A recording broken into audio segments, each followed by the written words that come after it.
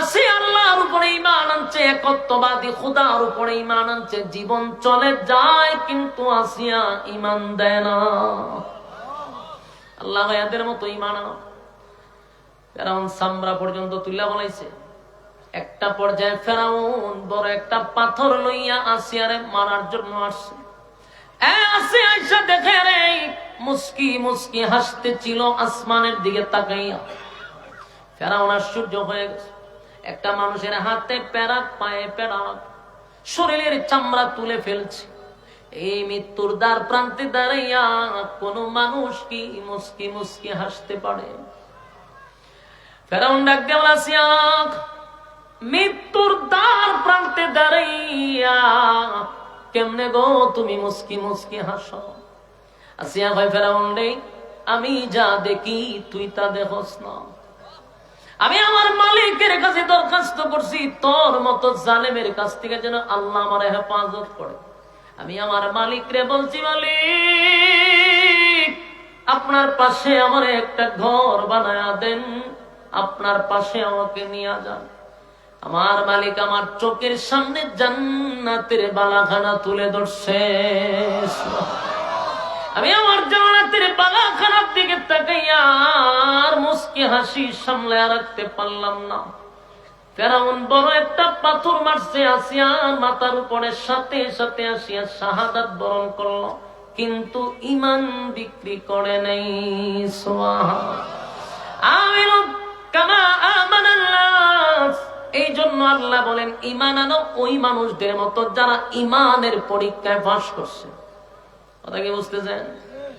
আমাদের ঈমান বড় দুর্বল।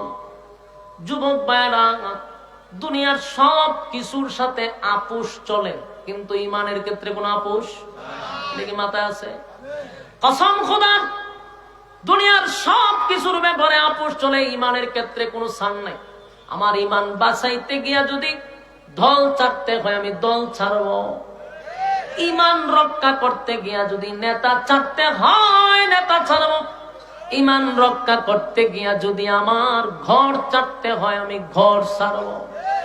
ঈমান রক্ষা করতে গিয়া যদি আমার দুনিয়া ছাড়তে হয় রে আমি দুনিয়া ছাড়ব, কিন্তু ঈমান আমি ছাড়তে পারবো না।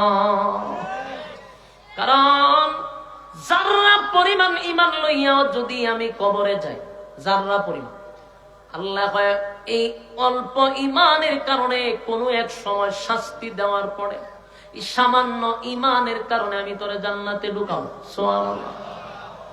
জান্নাতীরা যখন জান্নাতের ভিতরে যাবে, আল্লাহ কয় যখন বান্দাকে আমি জান্নাতুল ফিরদাউসের মেহমান বানাবো, খালিদিনা ফিহা লা ইয়াবগুনা আনহা হিওয়ালা। জান্নাতের ভিতরে যুগের পর যুগ অবস্থান করবে, আর কোনদিন জান্নাতীরা জান্নাত থেকে বাহির হবে না। জান্নাতীরা জান্নাত থেকে বাহির হবে না, আল্লাহ বাইর করবেও না। আল্লাহ কয় জান্নাতুল ফিরদাউস আমি দান করব।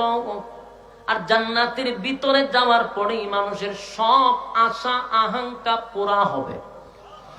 দুনিয়ার সবকিছু পুরা হওয়ার জায়গা না। কথা কি বুঝতেছেন? এক কসম খোদার, দুনিয়ায় সব আফসোস পুরা হয় না, হবে না।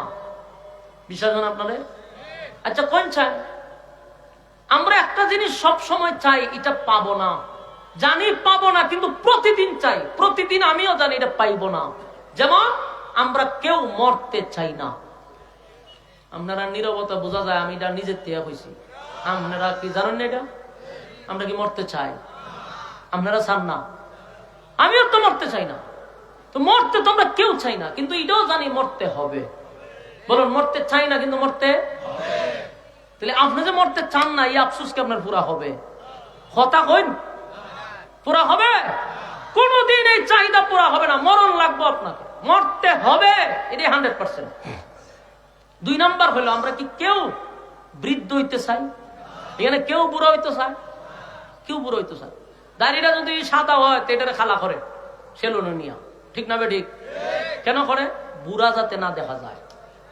তাহলে কেউ নিজে বুড়া হইতে চায় না, বৃদ্ধ হতে চায় না। বৃদ্ধ হওয়া লাগবে আপনাকে, ঠিক না? ঠিক। মানুষের চাহিদা পুরা হবে না। খাটো মানুষ যে এর সারা জীবন মৃত্যু পর্যন্ত খালি মনে একটু চাই যে আমি যদি 2টা ইঞ্চি লাম বইতাম। কথা ঠিক?